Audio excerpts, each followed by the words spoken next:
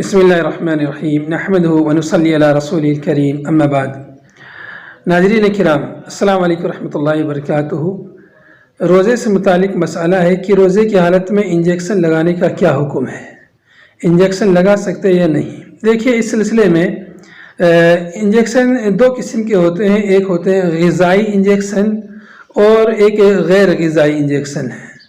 جو غیر غذائی علاجی انجیکشن ہیں تو ان کے لگانے میں کوئی حرج نہیں، ان سے روزہ نہیں ٹوٹتا ہے، اور جو غذائی انجیکشن ہیں ان سے روزہ ٹوٹ جاتا ہے۔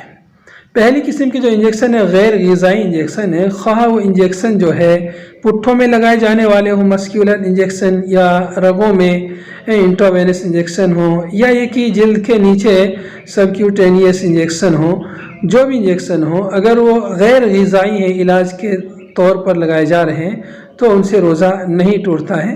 یہی بات جو ہے شیخ ابن عثیمین، شیخ ابن باز اور دیگر فقہاء نے کہی ہے۔ اسی طرح سے فقہ اکیڈمی اور سعودی عرب کی لجنہ دائمہ مستقل فتویٰ کمیٹی اور اسی طرح سے کویت کا دارالافتاء میں بھی اسی بات کو بیان کیا گیا ہے کہ انجیکشن سے روزہ نہیں ٹوٹتا ہے، جو غیر غذائی انجیکشن ہے ان سے روزہ نہیں ٹوٹتا ہے۔ اس کی وجہ انہوں نے یہ بیان کی ہے کہ اصل یہی ہے کہ روزہ درست ہوتا ہے جب تک کہ اس کے ٹوٹنے کی کوئی واضح دلیل، یقینی دلیل نہ ہو۔ دوسری بات انہوں نے یہ کہی ہے کہ انجیکشن کھانے پینے کے زمرے میں نہیں آتے ہیں اور نہ ہی کھانے پینے کے قائم مقام سمجھے جا سکتے ہیں، اس لیے انہیں کھانے پینے کے حکم میں شامل نہیں کیا جا سکتا۔ اور جو دوسری قسم کے انجیکشن ہیں یعنی غذائی وریدی انجیکشن، غذائیت والے وریدی انجیکشن، انٹراوینس انجیکشن جو غذا کے طور پر استعمال کیے جاتے ہیں، تو ایسے انجیکشن سے روزہ ٹوٹ جاتا ہے۔ یہی بات شیخ ابن باز، شیخ ابن عثیمین اور مجمع فقہ الاسلامی لجنہ دائمہ سعودی عرب کی کمیٹی نے یہی فتویٰ دیا ہے۔ اس کی وجہ یہ ہے کہ جو غذائی انجیکشن ہیں یہ کھانے اور پینے کے قائم مقام ہوتے ہیں، کیونکہ جو شخص انہیں لیتا ہے وہ کھانے اور پینے کی ضرورت محسوس نہیں کرتا ہے، اس لیے غذائی انجیکشن سے روزہ ٹوٹ جاتا ہے۔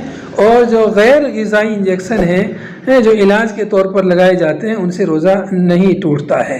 غذائی والے طاقت اور قوت کے لیے جو لگائے جاتے ہیں ان سے روزہ ٹوٹ جاتا ہے، اور جو علاج کے طور پر کیے جاتے ہیں ان سے روزہ نہیں ٹوٹتا ہے۔ واللہ اعلم بالصواب۔ اقول قولی ھذا استغفر اللہ لی ولکم ولسائر المسلمین من کل ذنب واستغفروا انہ هو الغفور الرحیم۔ السلام علیکم ورحمۃ اللہ۔